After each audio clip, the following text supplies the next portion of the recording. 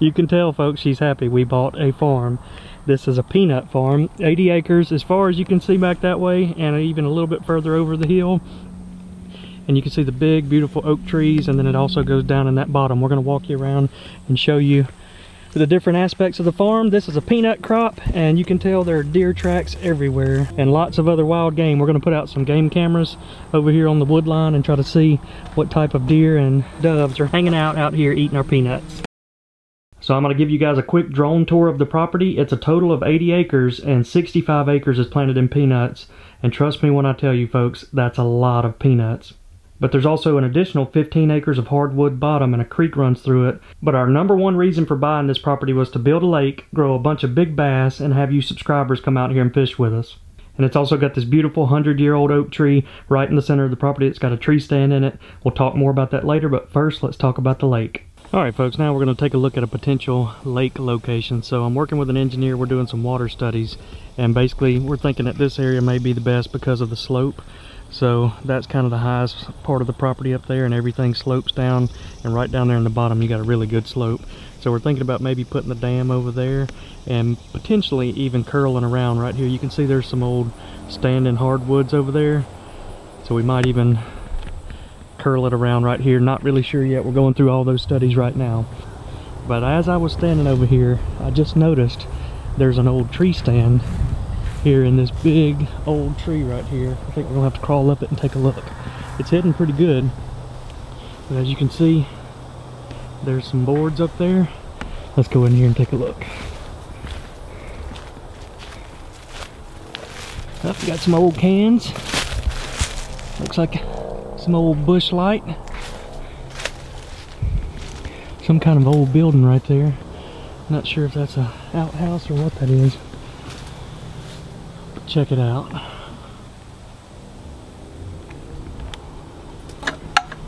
That seems solid. Let's climb it. I think that's called resurrection fern. We got some of that right outside of our pond on a piece of wood. It's pretty cool though. So we've got our own little tree house up here. Man, it's pretty sweet. These straps they look a little rotten, but everything feels real sturdy up here. And check this out. What a view. Definitely see a long ways. I got a deer trail camera right down there on the edge of that wood line. We'll go check it here in a minute, see what type of deer have been out here, but this is by far the coolest stand I've ever been in. Not quite sure what that rope's there for. Maybe if you want a quick exit. You even got a gun prop right here. Might could turn it into a little bit of a bow stand right down through there, but overall 10 out of 10, pretty sweet. And I can definitely tell you I'm going to be spending some days sitting right here in this tree. So another really cool feature about this property, you can see the cell tower off in the distance. There's one, there's two, and three. So even though you're out in the country, you have really good cell reception, and that's perfect because I just put out a couple of game cameras that will text you the pictures as the game walks out in front of it. You can see the deer tracks everywhere and the old peanut holes right there. So I put my game camera right here. This is a trail they've been using coming in and out of the woods. So we got one of the game cameras right there. Let's go ahead and take a look at some of those photos. And the first photo is a doe coming out of the woods, but look at that backdrop. Man, I love that oak tree. That is going to make a lot of cool sunsets, especially if we build that lake right here in this area. And the next photo looks like more does out there eating the peanuts. Deer and other animals digging up the peanuts right here.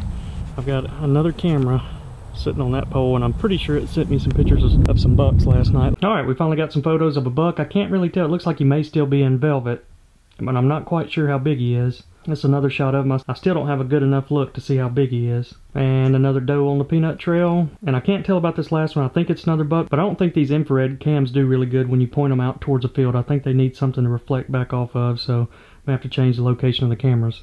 And one other thing I want to talk about, I've noticed shotgun shells lining these roads, and that's because, folks, if you've never dove hunted over a peanut field, you're missing out. It's one of the best things you can hunt over. Basically what happens is the tractors come in and they flip the peanuts upside down, and they'll give them, you know, anywhere from 3 days to a week or two to dry out before they harvest them, and the doves will come in and have a feast. So we're definitely excited about this upcoming dove season.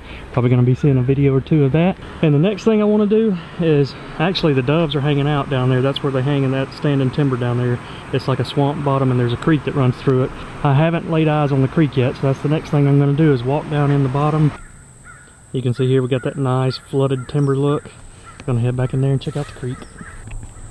Some kind of old structure down here. What is that? Oh, it's a tractor. My goodness, that looks like about a 1927 John Deere Express. Look at the tires. Over the years, the erosion has washed a bunch of soil off that farm up there down here, and even covered up the bottom half of the tractor. That's pretty cool. Never know what you're gonna find on farmland. Put a little gas in there, tap the hood. She should crank right up. This looks like an old swamp bottom, but you can probably get in here and clean a lot of this up. There's some decent sized trees in here. You can hang a tree stand back here. Old crawdad hole. And there we have it. Found the creek. Pretty decent sized creek. Probably trapped some crawfish in there. Got a lot of running water. Let's ease right through here and check it out. That's pretty sweet. Gonna be trapping Moby some fresh minnows and crawfish out of that creek.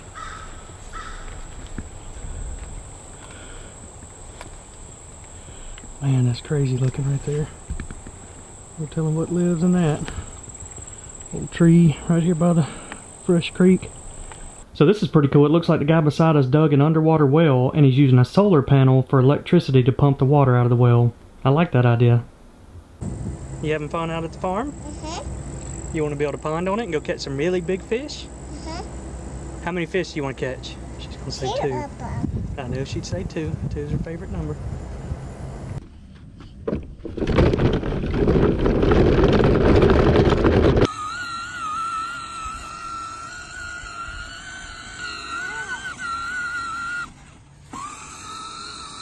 Spinning out, I got it stuck.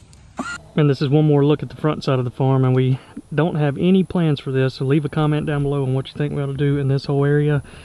All the plans we have are back there by that oak tree with the pond and tree stand and that sort of thing, but there's a lot of land left out here that we could do something with.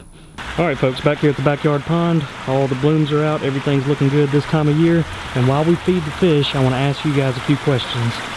Alright, so my first question goes out to the fishermen. What additional features do you think we should build into this lake? One thing I considered was building an island out in the middle. I think that would be cool. And something else is, after we get the lake built, before we put water in, I thought about bringing Aquascape out to build us a huge waterfall feature. I think that would be really cool. But comment any ideas you have down below. So my second question goes out to all the farmers and hunters out there. So what is a good cover crop after you harvest the peanuts? So the peanuts will be harvested in September or October, and you need to put down an additional crop to keep the erosion in check and also to feed all the wildlife in the area. So if you guys have any tips for something we need to plant after the peanuts are harvested, let us know down below. And the next question is for the pet and animal lovers. Do you recommend us getting any additional animals to go out on the farm? Ducks, goats, cows, anything like that? If you really want us to get it for the farm, comment that down below.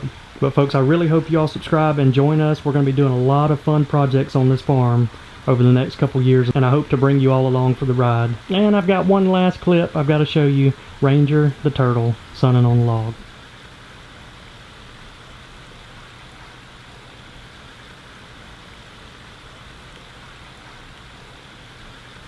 Well, that's going to wrap this video up, folks. Hope you all enjoyed it, and we will see you all next time.